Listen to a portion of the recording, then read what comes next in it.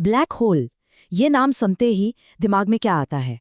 ब्रह्मांड की शायद सबसे अजीब, सबसे रहस्यमयी चीजें, है ना? सच तो ये है कि इनके बारे में जो कुछ भी हम जानते हैं ना, वो हमारी कल्पना से भी परे है। मतलब कुछ समझ ही नहीं आता। तो चलिए आज इसी पहेली को सुलझाने की कोशिश करते हैं। दो सबसे बड़े सवाल, आखिर ये बनते कैसे हैं और अगर कोई इनमें गिर जाए तो उसका क्या होगा? तो देखिए, इनकी कहानी की शुरुआत होती है एक तारे की बहुत ही भयानक मौत से। आइए समझते हैं कि कैसे इस कॉस्मिक केओस से, इस उथल-पुथल से एक ब्लैक होल पैदा होता है। ये सब शुरू होता है एक ऐसे तारे की मौत से जो हमारे सूरज से मतलब बहुत बहुत ज्यादा बड़ा हो। देखिए, हर तारे के अंदर ना दो ताकतों के बीच एक जंग चलती रहती है। एक तरफ है न्यूक्लियर फ्यूजन, जो तारे को बाहर की तरफ धकेलता है, और दूसरी तरफ है उसकी अपनी ही ग्रेविटी, जो उसे अंदर की तरफ खींचती है। जब तक तारे के पास जलाने के लिए ईंधन है, ये बैलेंस बना रहता है। लेकिन बहुत बड़े तारों में एक दिक्कत हो जाती है। जब उनके सेंटर में यानी कोर में लोहा बनना शुरू होता है ना, तो फ्यूजन का इंजन बंद हो जाता है, सारी एनर्जी खत्म, और बस ग्रेविटी की जीत हो जाती है। तारा अपने ही वजन के नीचे दब जाता है और फिर बूम, एक जबरदस्त धमाका होता है जिसे हम सुपरनोवा कहते हैं। और अगर वो तारा सच में बहुत ही ज्यादा विशाल था, तो जो कुछ बचता है उसका कोर वही बन जाता है एक ब्लैक होल। तो ठीक है, ब्लैक होल तो बन गया, पर यह होता कैसा है? आइए जरा इसकी एनाटॉमी, इसकी बनावट को समझते हैं। देखिए, जब हम कहते हैं कि हमने एक ब्लैक होल देखा, तो असल में हम उसका इवेंट होराइजन देख रहे होते हैं। ये समझ लीजिए कि ये पॉइंट ऑफ नो रिटर्न है, एक ऐसी बाउंड्री जिसे पार करने के बाद वापसी नामुमकिन है। यहाँ ग्रेविटी इतनी इतनी ज्यादा है कि लाइट भी नहीं बच सकती, और इसीलिए ये हमें एक परफेक्ट काले गोले जैसा दिखाई देता है। अच्छा, तो इवेंट होराइजन तो हो गया ब्लैक वाला हिस्सा, पर फिर होल क्या है? वो है सिंगुलैरिटी। ये ब्लैक होल का एकदम सेंटर है, एक ऐसा पॉइंट जहां उसका सारा का सारा मास एक ही जगह पर सिमट जाता है। अब ये असल में क्या है, कैसा है, सच कहूं तो ये आज भी साइंस के लिए एक बहुत बड़ी पहेली है। इसे समझने का एक तरीका है, सोचिए, ये यूनिवर्स के कोड में एक डिवाइडिंग बाय जीरो एरर जैसा है। मतलब एक ऐसी जगह जहां फिजिक्स के सारे नियम, सारे कानून फेल हो जाते हैं, काम ही नहीं करते। वैसे एक बहुत बड़ा मिथ है, एक गलत फहमी है। चलिए उसे दूर करते हैं। ब्लैक होल कोई कॉस्मिक वैक्यूम क्लीनर नहीं है जो सब कुछ खींच रहे हों। सोचिए, अगर हम अपने सूरज को हटाकर उतने ही मास का एक ब्लैक होल वहां रख दें तो क्या होगा? कुछ नहीं, धरती वैसे ही चक्कर लगाती रहेगी।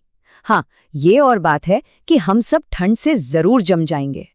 तो चलिए अब आते हैं इस सफर के सबसे मजेदार, सबसे अजीब सवाल पर। क्या होगा अगर कोई इवेंट होराइजन को पार कर ले? ब्लैक होल के पास ना टाइम का खेल बड़ा ही अजीब हो जाता है। मान लीजिए कोई बाहर से देख रहा है, उसे क्या दिखेगा?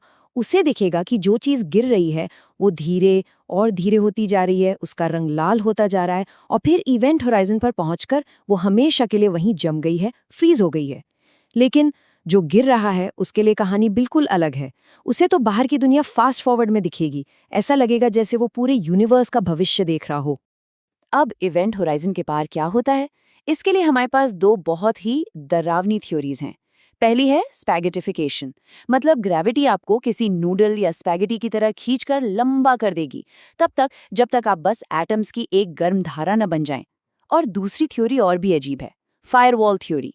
इसके हिसाब से जैसे ही आप इवेंट होराइजन पार करेंगे, आप एक हाई एनर्जी पार्टिकल्स की आग की दीवार से टकराएंगे और खत्म। अब किसी का अंत कितनी जल्दी होगा, ये ब्लैक होल के साइज पर डिपेंड करता है।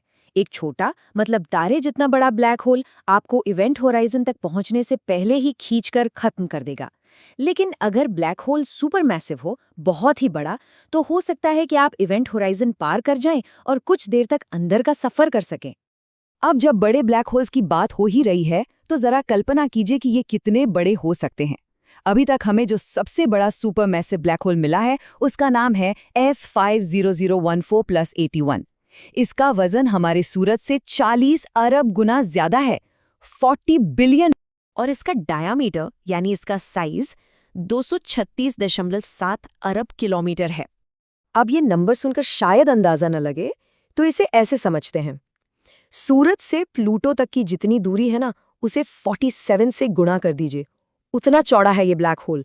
मतलब दिमाग घूम जाता है ये सोचकर। इतने ताकतवर, इतने विशाल, ऐसा लगता है कि ये हमेशा रहेंगे, है ना? पर ऐसा नहीं है। ब्लैक होल्स भी हमेशा के लिए नहीं होते। इनकी भी मौत होती है, बस बहुत, बहुत ही धीरे। अब ये कैसे होता है, इसे समझने के लिए हमें जरा क्वांटम फिजिक्स की दुनिया में जाना होगा। हमें जो स्पेस खाली लगता है ना, वो असल में खाली नहीं होता। वहाँ हर पल लगातार पार्टिकल्स के जोड़े बनते हैं और फिर एक दूसरे से टकराकर खत्म हो जाते हैं। इन्हें वर्चुअल पार्टिकल्स कहते हैं। और यही चीज ब्लैक होल के अंत की वजह बनती है।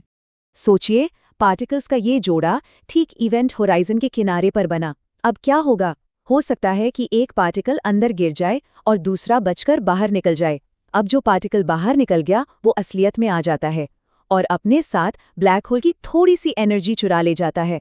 अब एक बार में तो इससे कोई फर्क नहीं पड़ेगा, लेकिन जब ये अरबों खरबों सालों तक होता रहता है तो ब्लैक होल धीरे धीरे अपना मास खोता है और सिकुड़ता जाता है।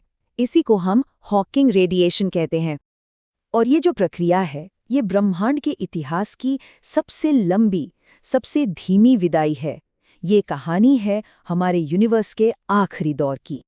जो सबसे बड़े सुपरमैसिव ब्लैक होल्स हैं ना, उन्हें पूरी तरह से भाप बनने में 1 गूगोल साल लग सकते हैं। गूगोल यानी 1 के आगे 100 जीरो।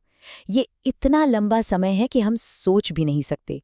और सोचिए, इतने लंबे इंतजार के बाद अपने जीवन के आखिरी सेकंड में वो अरबों न्यूक्लियर बॉम्बों की ताकत के साथ एक आखिरी बार धमाके से फट जाएगा। और ये हमें एक बहुत गहरे सवाल के साथ छोड़ जाता है।